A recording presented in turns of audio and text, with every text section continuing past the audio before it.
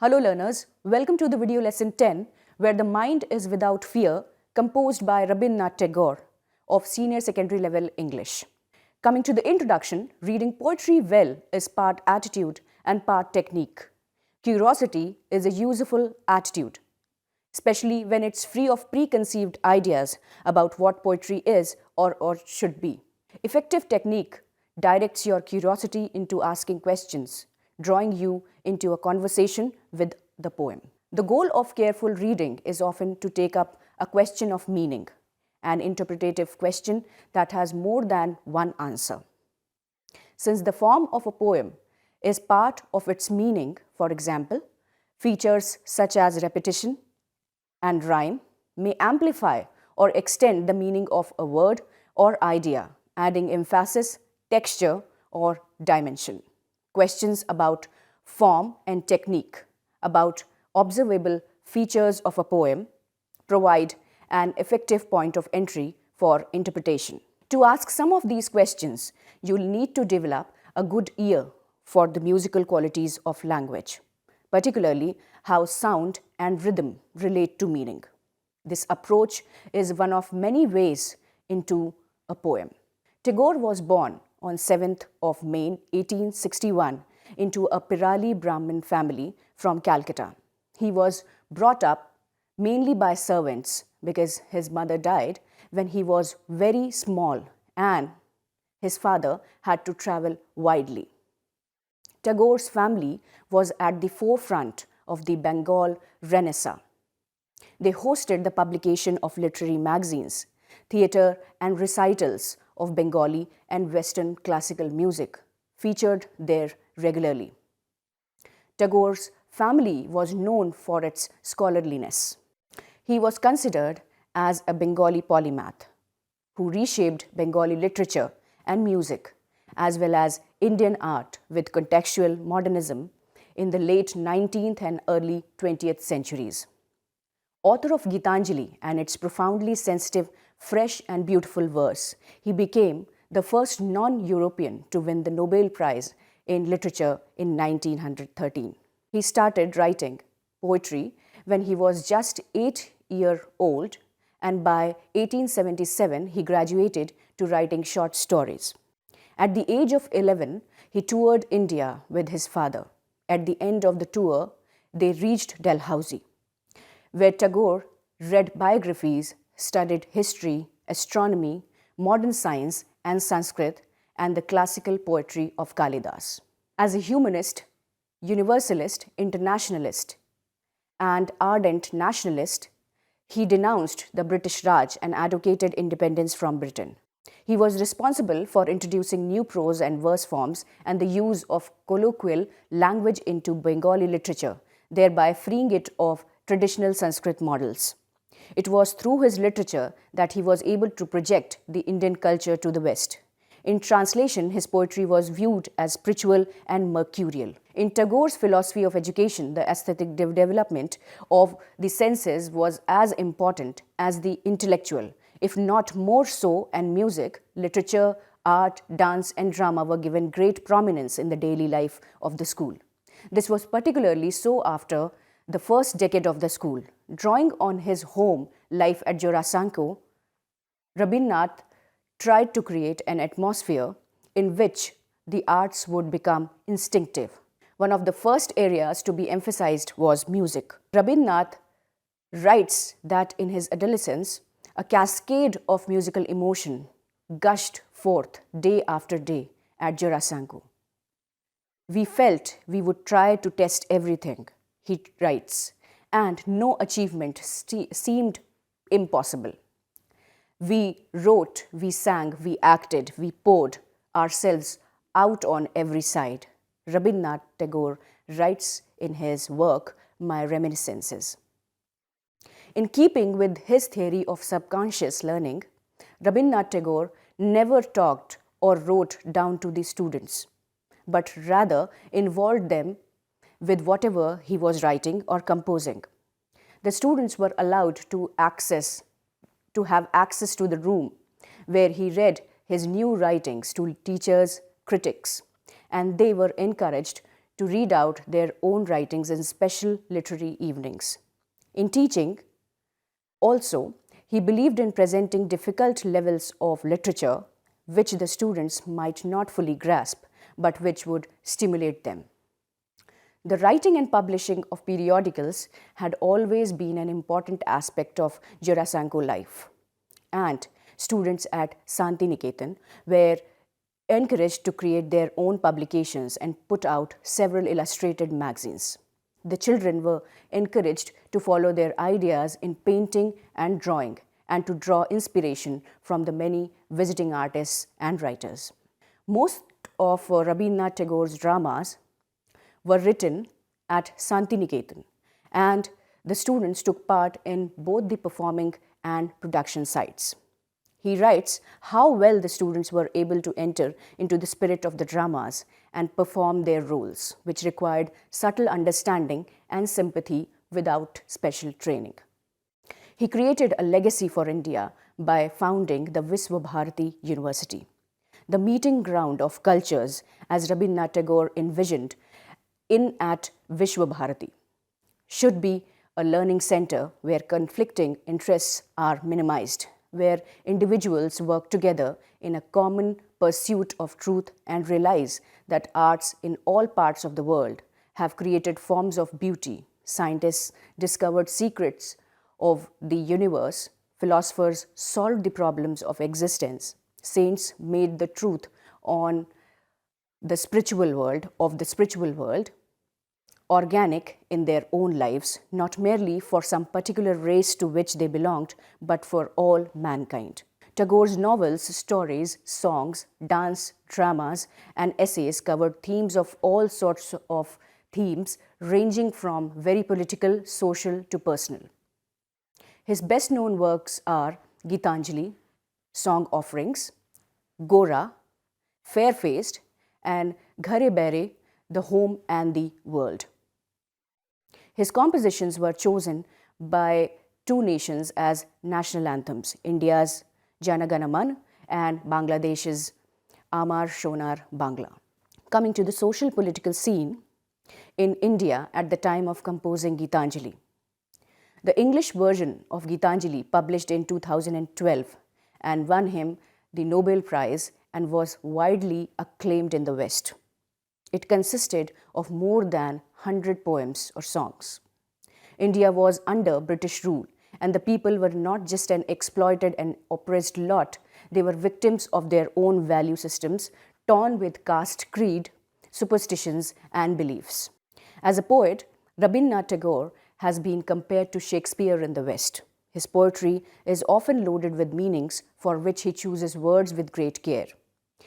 In a poem that expresses Tagore's goals for international education, he writes, "Where the mind is without fear," which is one example of his work. The poem is loaded with many meanings.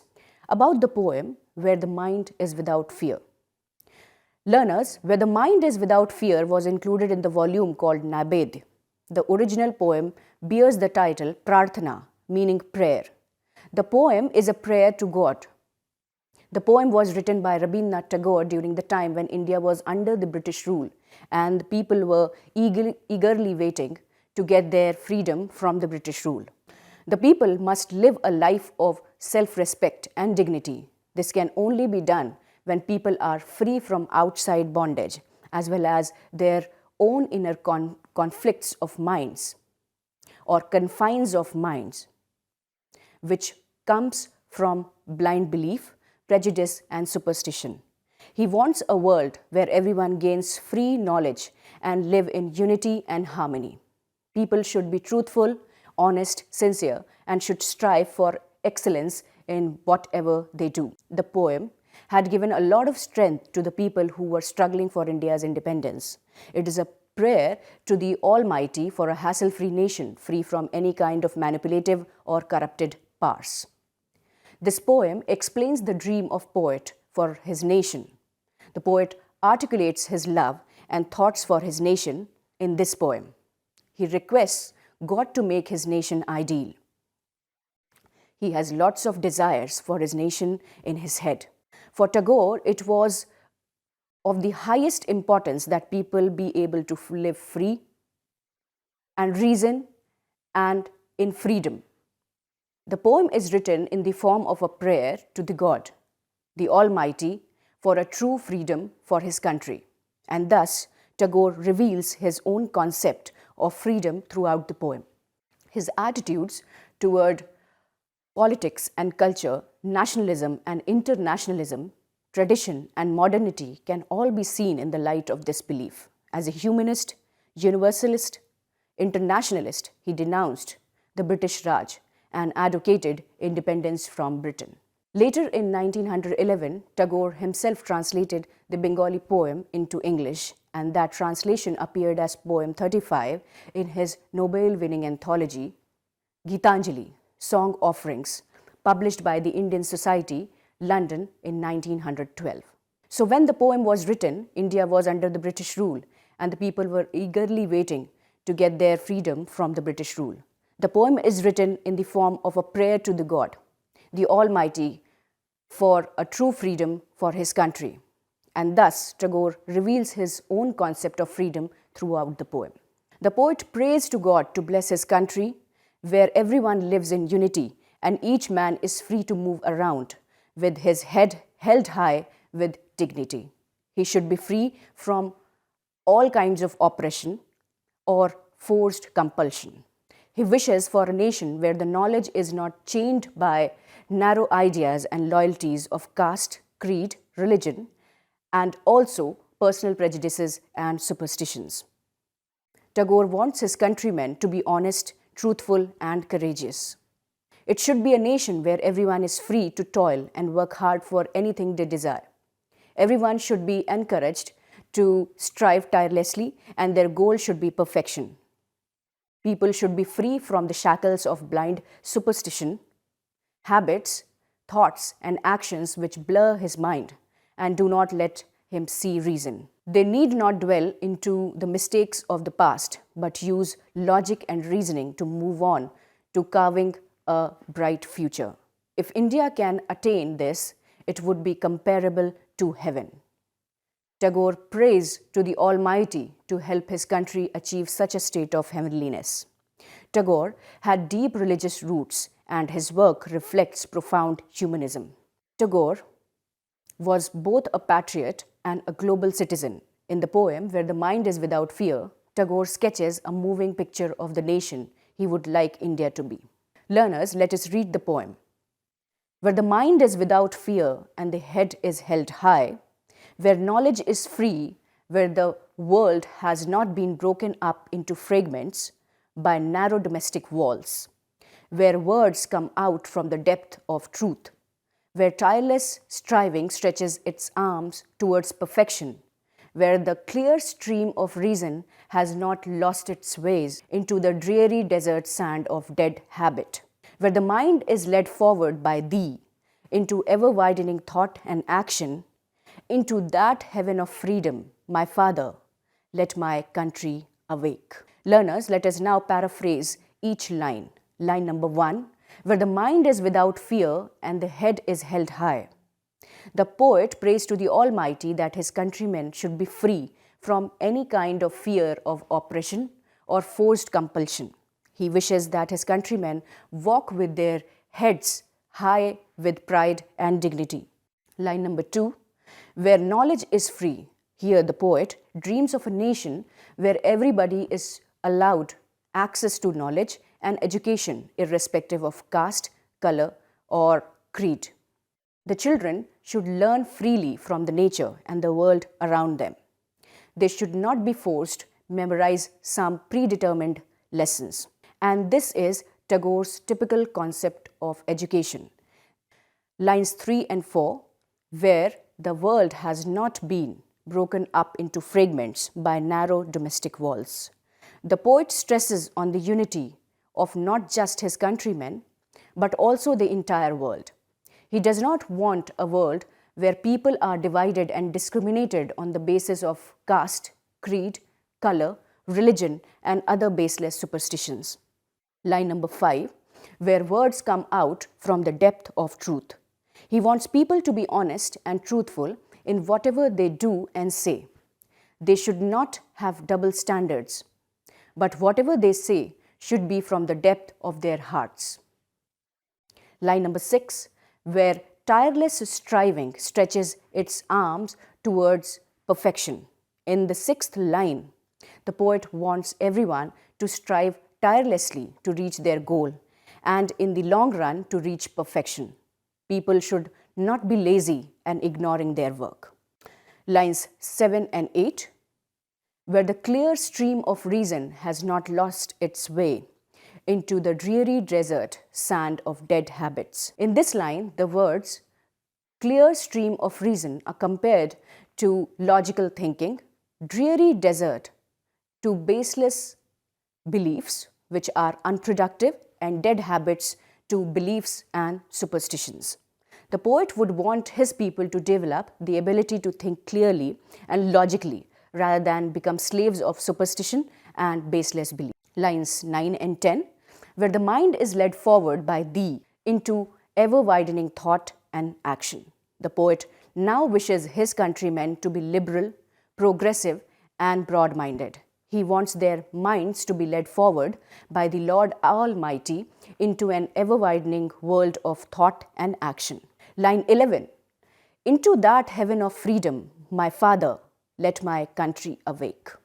In the final line of the poem, the poet addresses the God as Father and asks him to create this awakening in his people so that the country becomes a heaven of freedom. Freedom can be enjoyed only when people are free from all ills and evil thoughts or practices. To the poet, political freedom is not as important as it is for people to be fearless, dignified, knowledgeable, truthful, hardworking, and broad-minded. Only then can true freedom be enjoyed by one and all. Coming to the central idea of the poet feels that for people to enjoy freedom, it was necessary for them to break all those shackles, political, social, or even personal beliefs and superstitions. Unless they are fearless, knowledgeable, and can think clearly and logically, gaining political freedom would do them no good. He wants his men to be able to live in dignity, which will come from being hardworking, courageous, and open-minded. The poem was written when India was under the British rule and the Indians struggled for freedom. But for Tagore, freedom was more than merely political. He dwelt on the theme of spiritual freedom, freedom of mind, speech, thought, belief, practice, and behavior. Coming to the literary devices in the poem, the first and foremost is personification. Here, an inanimate thing is actually made to behave like humans. The whole poem is an example of personification. Examples: word come out of the depths of truth. Number 2, tireless striving stretches its arms towards perfection. Number 3, clear stream of reason has not lost its way. Number 4, the dreary desert sand of dead habit. All personification. Next, alliteration, repetition of sounds. Alliteration is derived from Latin's latera. It means letters of alphabet. It is a stylistic device in which a number of words having the same first consonant sound occur close together in a series. Examples: dreary desert, sand of dead habit, DDD, where tireless striving stretches its arms towards perfection, SS. Some more from the world: Dunkin' Donuts, PayPal, Best Buy, Coca-Cola. Next, symbolism. Symbolism is the use of symbols to signify ideas and qualities by giving them symbolic meanings that are different from their literal sense. Head is held high, stands for pride and also emancipation of India. Narrow domestic walls refers to social boundaries based on caste, class, creed, etc. Metaphor. Learners, metaphor is a figure of speech which makes an implicit, implied or hidden comparison between two things that are unrelated but share some common characteristics. In other words, a resemblance of two contradictory or different objects is made based on a single or some common characteristics. Freedom of heaven, stream of reason, sand of dead habit. Coming to the form and structure of the poem, it has 11 lines of unequal length.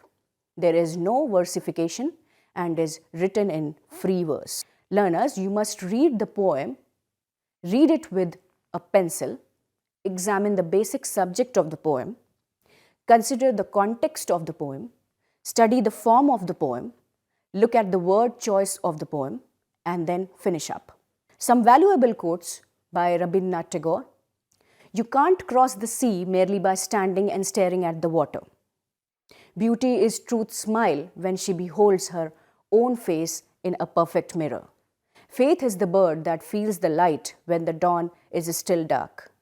The highest education is that which does not merely give us information, but makes our life in harmony with all existence. Let us not pray to be sheltered from dangers, but to be fearless when facing them. Learners, here we come to the end of the lesson. Prepare well for your exams. Thank you so much. Hindustan के हर कोने में नौजवानों के पास प्रतिभा है, उन्हें अवसर चाहिए। NIOS देता रहा है युवाओं को अवसर आगे बढ़ने का। NIOS से पढ़ने वाले इन युवाओं ने किया है संस्थान को गौरवान्वित। दिव्यांगों ने बन के दिखाया है सबल और आत्मनिर्भर। NIOS के साथ आप भी जुड़िए NIOS के संग।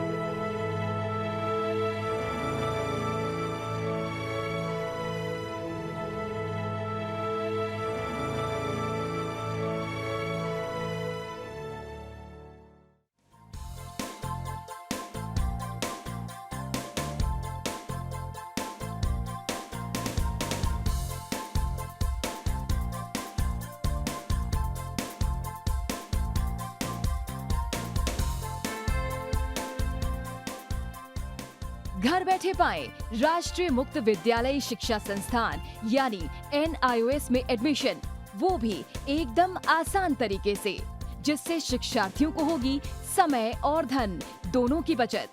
NIOS से शिक्षा कभी भी कहीं भी। शिक्षार्थियों, क्या आप जानते हैं NIOS में एडमिशन लेने का सरल और सुगम तरीका, जिससे शिक्षार्थियों को ऑनलाइन प्रवेश लेने में सहूलियत मिलती है। NIOS में प्रवेश की प्रक्रिया पूर्णतया ऑनलाइन है।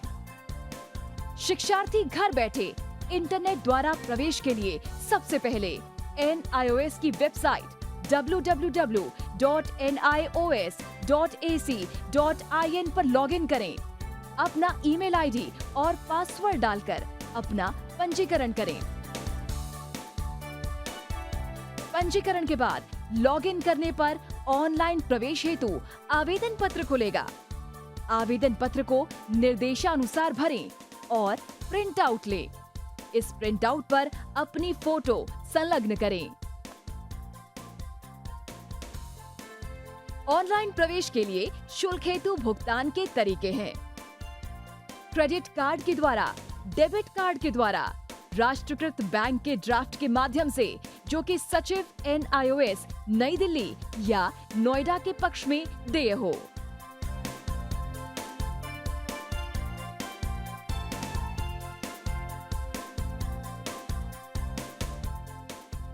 भरे हुए आवेदन पत्र के साथ साथ डिमांड ड्राफ्ट और संलग्न किए जाने वाले दस्तावेज हैं: जन्म रजिस्ट्रार के जिला कार्यालय से जारी जन्म प्रमाण पत्र की सत्यापित प्रति, जिसमें जन्म तिथि अंकित हो, पिछले विद्यालय से प्राप्त विद्यालय छोड़ने का प्रमाण पत्र, जिसमें आवेदक की जन्म तिथि लिखी हो। प्रवेश फॉर्म का प्रिंट आउट NIOS के संबद्ध क्षेत्रीय केंद्रों पर 10 दिनों में पहुंच जाना चाहिए, अन्यथा उचित दस्तावेज ना लगे होने पर आवेदन फॉर्म रद्द किया जा सकता है। प्रवेश प्रक्रिया की पुष्टि होने के बाद शिक्षार्थियों को परिचय पत्र व अध्ययन सामग्री डाक द्वारा तुरंत पहुंचाई जाती है। ऑनलाइन प्रवेश एक बहुत ही सुगम और सुविधाजनक प्रवेश प्रणाली है। Online on time for safe and secure admission.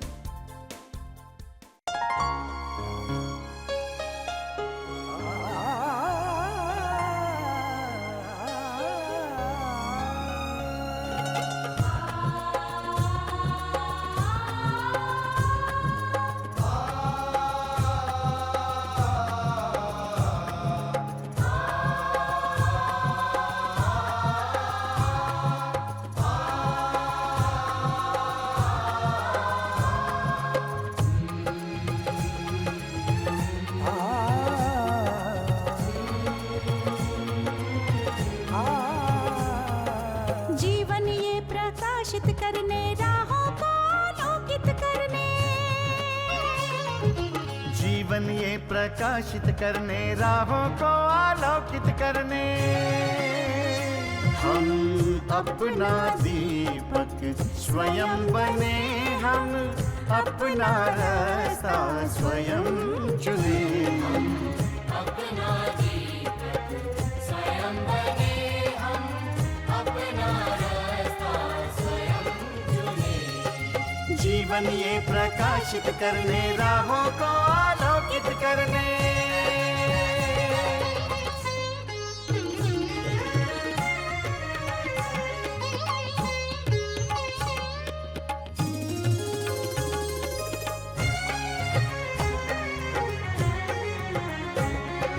धन साधन समय की सीमा से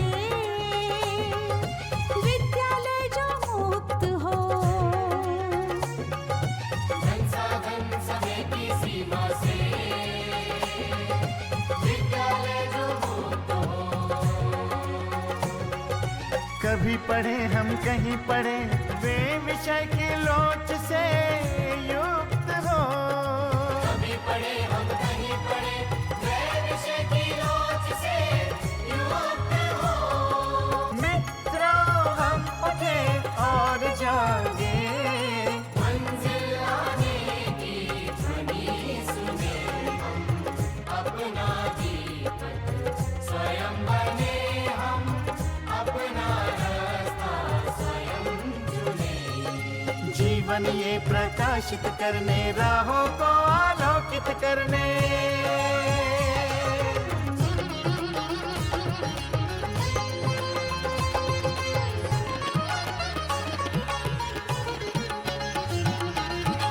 राष्ट्रीय मुक्त विद्यालय का है द्वार खुला सबकी खातिर।